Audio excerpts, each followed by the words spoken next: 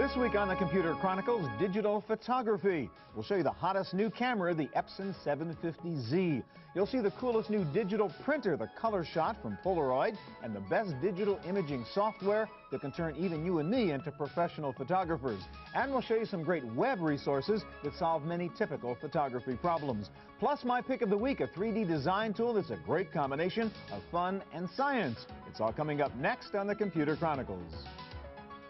The Computer Chronicles is brought to you by BigStar.com, with thousands of videos and DVDs for the whole family.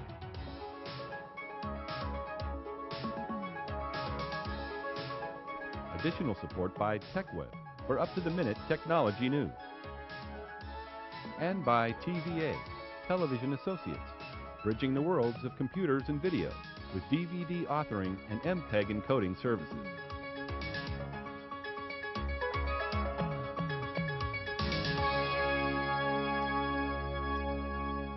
Hi, and welcome to the Computer Chronicles. I'm Stuart Chaffee. Well, we have come a long way since this little thing first came out, the first consumer digital camera from Casio. It cost a lot of money, had lousy resolution, and lacked almost all of the features you would expect in a good camera. But that was ages ago in digital time, and we now have what is really a digital revolution in still photography, similar to what we went through when camcorders replaced 8mm film movie cameras. And Lisa, you are with Epson, and there's a zillion digital cameras out there right now, but a lot of the writers are saying one of the best new cameras out there is your Epson 750Z. So I want to ask you why. And I've heard a couple of things about it, so let me go through some of the features, can I? Great. Yes, all right, number one, you claim you can do actual 8x10 photos with this little camera. It's got really high resolution. How do you manage that? That's correct. We have a 1.25 megapixel sensor, which is 1280 by 960 pixels. And through our new image enhancement technology, high-picked, we're able to take those original pixels and create 1600 by 1200 pixels. So you effectively have 1600 by 1200, which gets us something like that, which is really quite phenomenal. If we can get a shot of that 8x10 picture of flowers, I mean, couldn't have done that a couple of years ago. That's right. Out of little digital cameras. Okay, so we got high res, you can do 8x10. A couple of things. That has an optical zoom, one of the things a lot of the early cameras don't have. That's correct. And what is kind of zoom lens on that? This is a 3-time optical zoom lens. That'll give you 35 millimeters to 102 millimeters. Okay. So you're able to take pictures both close up and far Real away. Camera. Correct. All right, another thing, a lot of the problems with some of the digital cameras are the little LCD displays. They consume a lot of battery power, number one. They're slow and jerky when you move around. You've improved that on that one. Explain that. That's correct. We have a high-quality LCD monitor, which allows you to view your images in real time.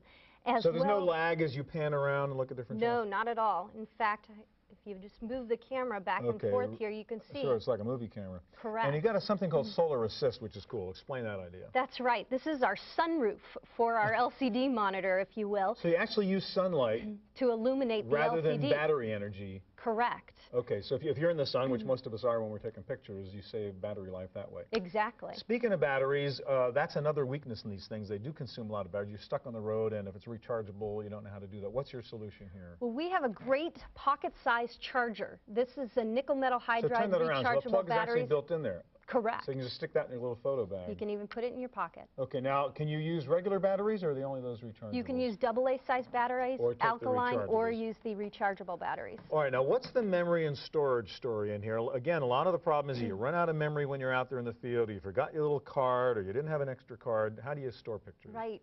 The PhotoPC 750Z has 12 megabytes of memory, so we have both 4 megabytes of internal memory and an 8 megabyte compact flash card. And this 8 meg compact flash card and the 4 megabytes of memory will allow you to store 164 pictures. Well, but even if I forgot that little thing, I still have internal memory, so I have sort of backup memory inside also. That's right. If I'm doing 8x10s like this, I'm guessing that takes a heck of a lot of memory.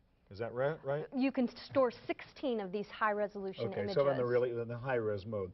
Let's see what else. Now you can also do direct printing, right? I don't need a computer to print from this. I can go into your Epson printer? That's right. We include the software that you need for direct print as well as the cable. This cable hooks right into the camera and you're able to directly print from the camera to the printer. Only to an Epson printer? That's correct. Okay, so it's your little package of the Epson camera and the Epson printer. Right. So no PC needed. That's correct. So you save your money right there. right. Another question is something called quick shot. Again, a lot of these you have to wait a long time till it's ready to take your next picture. That's not true with this? That's correct. You can take a picture within 3 seconds of the last picture that you took, even in the 1280 by 960 mode. All right, last thing, which is really cool, I just want to show here. You guys are very clever on the print side. You have this little thing here. I'll hold this. Hope not to. A little sticker printer, right? Because kids have all these little stickers, so you can take a picture and turn it into stickers and just peel these things off and put them on your book at school or whatever. That's correct. All right, thank you, the 750Z. Appreciate it. Thank you. All right, well, first time you take the picture, of course, with a camera. The catch with digital photography up until now has generally been that next step, printing the picture. Usually it means expensive printers, costly color ink cartridges, high-priced paper, and even then you rarely got the quality you could get from your local one-hour Photoshop. And I guess you guys at Polaroid, you're really the instant printer company, really, as much as a camera company. You've come up with a solution with your really tiny little color shot printer. What's the deal? What's different about this one? It certainly looks different. Well, it's the first printer in the world that prints on true photographic film. What does that mean? That means that we've taken Polaroid Spectra film. It's the same Polaroid film you'd use in a Polaroid camera? Absolutely the same. And we've made a different variation called Polaroid Color Shot film. Both work in the Color Shot printers. All right, now, but as I understand it, this film is actually cheaper than the regular Polaroid film, right? Right. Regular Polaroid film, if you recall, in order to take a Polaroid picture, it requires a battery to power that picture. Built into the film pack. So if we can take that battery out and you know, slim down some of the packaging, we can make it less expensive. All right, can we actually print a picture while we get going? In fact, I'm all queued up right here, so I'm just going to hit the print button. And in fact, this will take 15 seconds to print this picture. To spit out there? Right. Okay. And you can see the Color Shot is blinking right now. The Color Shot printer is available in either a USB version, which is the charcoal, or a putty version, which is the parallel. Picture? There's our Polaroid picture. Typical, we sit here and wait a couple minutes till 2 minutes, it'll fully develop. Here's some samples of pictures that we've already done with our Color Shot printer. Okay, let's just hold them up there. Yeah, pretty good looking stuff. Yeah, so these are from stock photo or photo CD images that we printed on the Color Shot. And then as you move along, we'll take, you know, here's some pictures that we... Oh, that's great, yeah. Yeah, photo CD. This is directly from digital cameras. Popular digital cameras like Epson or Polaroid or Agfa or Kodak. Now let me ask you about this little watermark thing. How does that get on there, Bob? Well, we've jumped ahead to our new Direct Connect accessory. Okay, what is this? Let's hold this up so we can show this. What is this about? This $99 accessory allows you to directly connect either of your Polaroid Color Shot printers to popular digital cameras. Like we saw with Epson, you don't need a computer in the middle. Absolutely. And we have a whole laundry list of popular digital cameras that we support from Epson and Agfa, Olympus, and Kodak and on. So you can print directly to your Color Shot without being connected to the computer. And with the Direct Connect accessory, we have the watermark capability. So when you set up your Direct Connect for your camera, you can insert text or a logo that'll print on every picture that you print. All right, now what are all these buttons doing on this little thing? Okay, this button is going to take us through as we're hooked up to the camera here, and I don't know if you can see the LCD. Press that and just... And it advances the screen. I can control the camera from this thing. Right, and if you double-click really quick, you'll go backwards. Okay. And this button here will allow us to print one picture. All the pictures that are in the camera? And this will print the 36-up thumbnails of all the pictures that are stored in your camera. Explain how this all works. I can imagine in a Polaroid camera, at least I assume, I was sort of exposing the Polaroid film there and then printing that film. How are you getting the picture kind of inside this film here? Boy, that's a good question. And truly, I don't know. I'm sure a closely guarded secret within Polaroid, but we are taking that digital image and exposing the Polaroid film in 15 seconds. I mean, this is kind of a Polaroid camera in here, I guess, in a way, right? Yes. In fact, if we wanted to load a new pack of film, I don't have one here, but this is the pack of film. Yeah, exactly. Looks exactly the same. In fact, we could grab one of these and load it up in there. It just sticks in there. There's no toner, there's no ink, there's no developer. So the ink, as in Polaroid film, is really inside the film itself. That's why there's no ink cartridges to buy or any of that stuff we have on typical printers. Right. It's called integral film. The chemistry is all integral to the film. And how much does this thing cost? These list for $299. Both are the same price. Street price, of course, may vary, and they ship with MGI Photo Suite and one 10-pack of Polaroid And color here's your shot Michael film. Jordan picture, which, to be fair, you pulled from the web, right? You Yes, don't I really did. take that, did you? Yes. So you can do web printing, too. You can download pictures from the internet, your favorite movie stars, your favorite sports stars. Being from Chicago, guess who I picked? All right, thank you, Bob. Well, whether it's writers, composers, or artists, there is a natural tendency to resist new technology, I guess it's printing, and to sometimes want to do things the old-fashioned way because sometimes the new stuff is threatening. When it comes to photography, though, even the pros are embracing the new power of digital cameras. Lynn Bishop is an artist from Northern California with an urge to travel. Her journeys can take her across the globe or across the street to the Hakone Gardens in the hills above Silicon Valley. But wherever she goes, Lynn carries her tools with her. In one backpack, she can stuff an Apple PowerBook, Olympus digital camera, drawing tablet, tripod, and a jumble of accessories that make up her portable studio. Taking that with me in a backpack on my back and able to capture the moment of inspiration and get instant feedback on it. What I found when I was using an analog camera is that I'd have to wait until I came home to have the photos developed, and I was a little bit removed from the feeling at the moment when I took that photo. So having the digital tools with me really allows me to get a little bit more intimate with the images in real time. Lynn doesn't need much room to set up her portable studio. A front step and a roof to keep out the rain will do. She pops the photo disc from her camera and slides it into the PowerBook's PC card slot. From there, she has instant access to her photos, as well as a suite of software tools, including Adobe Photoshop and Illustrator. There's always things that you can do better or differently back in your studio, but the purpose of the backpack of software and hardware is to be able to give some mobility to the artist so that me, the artist, isn't necessarily stuck in my studio all the time. Lynn had a chance to give her backpacker studio the acid test during a 2-week journey across China by train and bus. Out of the trip came photos, artwork, and a website featuring QuickTime VR panoramas. The whole China trip was really an amazing experience because, like I said earlier, I could get intimate with the images I was capturing in real time, and I could begin to formulate ideas for the artwork I wanted to create, and also wanting to then share with people the tool set that I took. I think that this is a very accessible tool set. It's not a tool set that requires hundreds of thousands of dollars. Lynn is devoted to her digital tools, but she has not abandoned some traditional kinds of media, including paper. For a long time, I would do art for myself, and it would stay on my computer, or maybe I'd put it on my website. And there was a real moment of revelation when I was able to take those images and really put them on a piece of paper and put a frame around them and hang them on my wall. That was a totally different feeling. While Lynn, the photographer, likes digital technology, Lynn, the artist, still finds a need to get her hands dirty with something analog once in a while. I still love to paint with brushes and paint, and love to take photos with my analog camera, but I think I'll always be using technology. It's too much fun. For the Computer Chronicles, I'm Sarah O'Brien.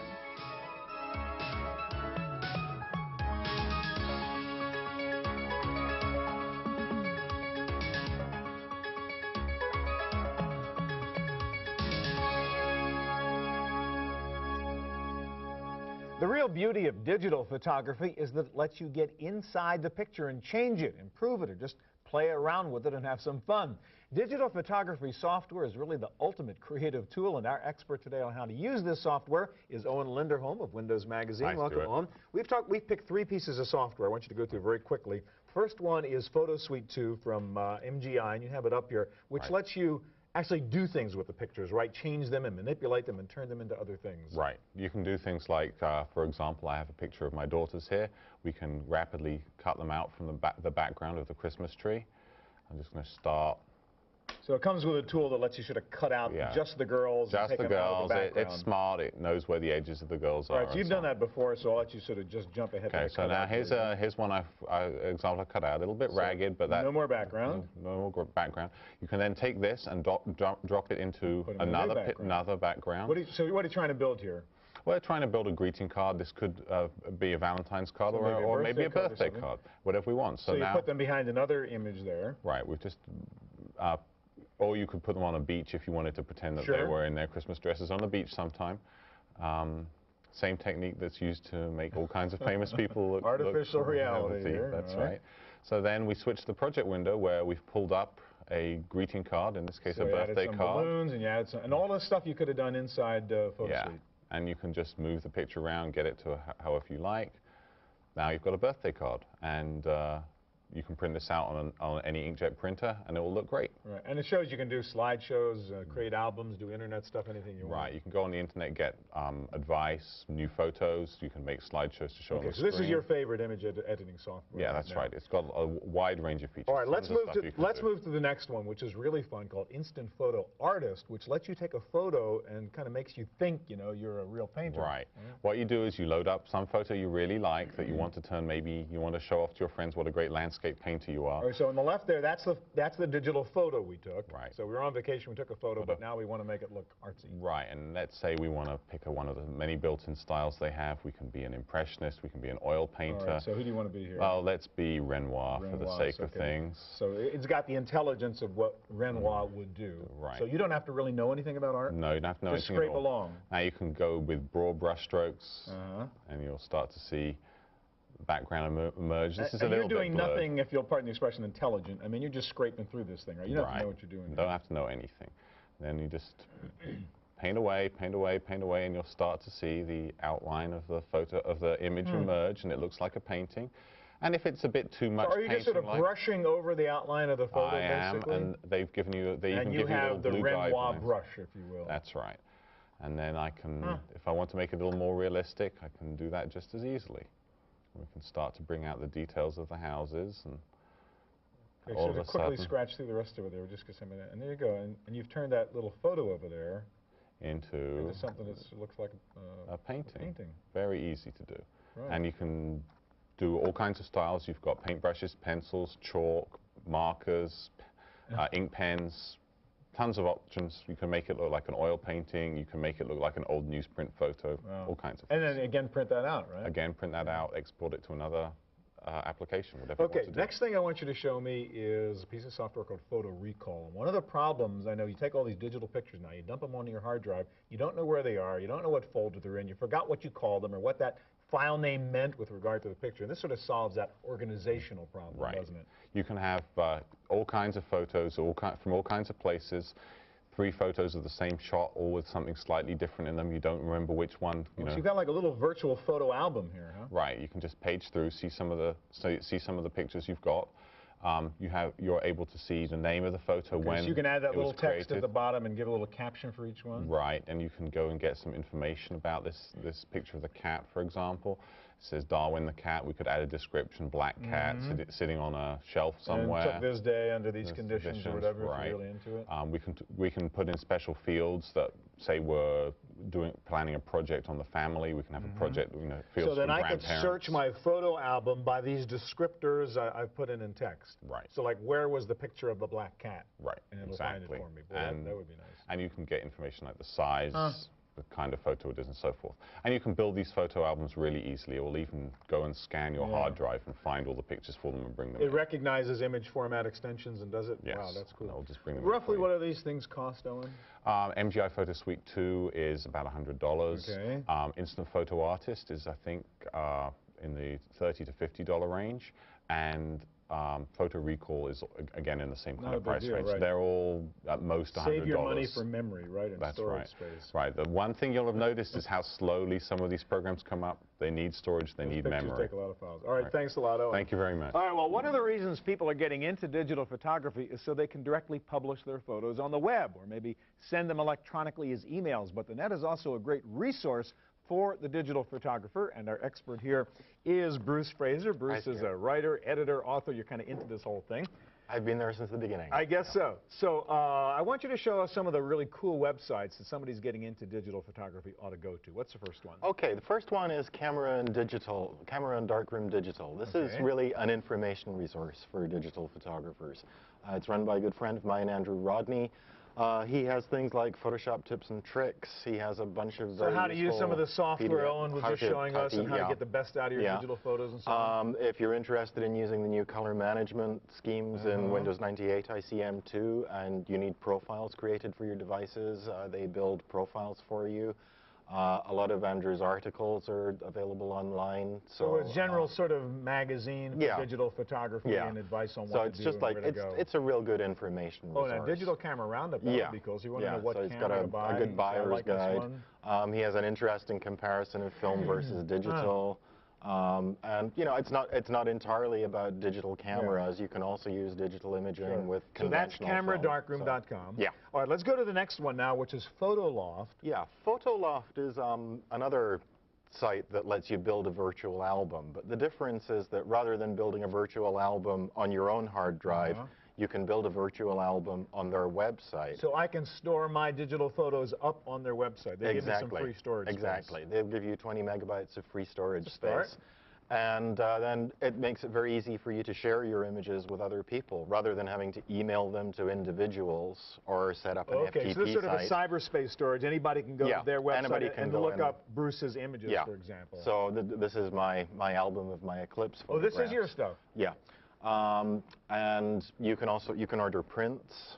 You know, one of the difficulties with digital cameras is, you know, how do we get an image off the screen into some kind of real form? So it's literally a photo loft. Yeah. It's a place where photographers hang out and keep their photos. Yeah. So you can order prints, and then you can also order gifts online.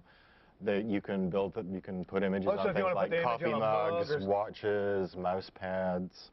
And so you can upload your image, say, I want it on a mug, order it, and they'll send you the mug with a picture on it. Yeah. All right, that's cool. Yeah, and that's the part where they make the money, of course. All right, now speaking of hard copy, go to Evercolor, because that, as you pointed out, is the big issue here, getting good quality, durable prints from your pictures. Yeah, I mean, the low-cost printers have made incredible improvements over the last couple of years. As we just saw earlier, Yeah, but longevity of the print is still an issue with them. So the issue is the print itself may fade after a couple of years. It will fade after a couple of years. What do you do about Evercolor are fine art printers.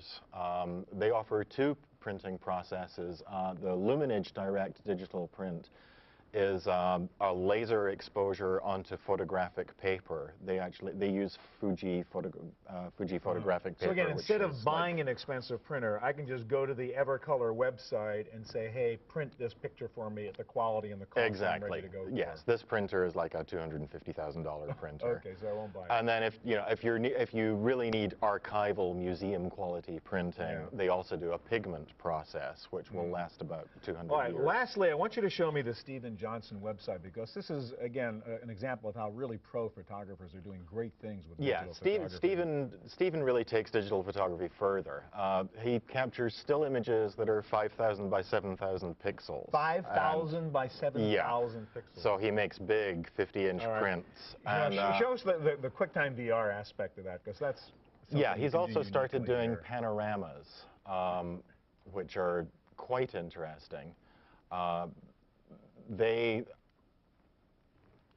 are, again, large images. All right, so that's a full-size print from this image would be about 25 feet long. Okay. And for web use, what he's done is he's converted them to QuickTime VR files. And so you can actually go in, you can navigate through them. That's great. You put a map in the middle, you can zoom in, you can zoom out, Bruce, you can pan around. Thank you very much. Thank you. All right, that's our look at digital photography. I'll be back in just a minute with my pick of the week.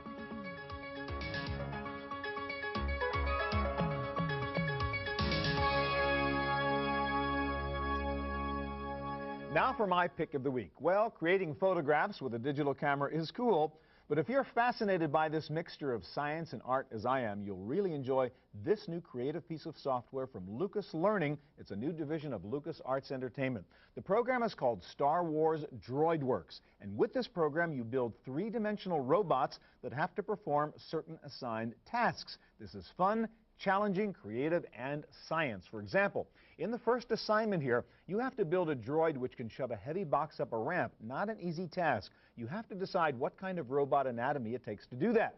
Should it have treads for feet or human-like legs? Should it have powerful arms or flexible arms? Should its hands be sophisticated but consume lots of power, or be simple and conserve power? What kind of head should it have to withstand damage, or should it just be small and maneuverable? And what kinds of sensors should it have?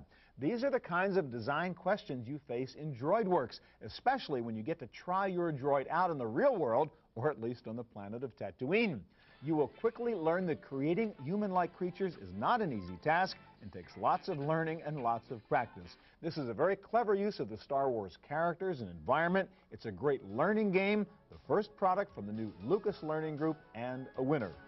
That's it for this edition of the Chronicles. We'll be back here again next week with the latest in hardware, software, on the internet. Thanks for joining us. I hope we'll see you here next time. The Computer Chronicles is brought to you by BigStar.com, with thousands of videos and DVDs for the whole family.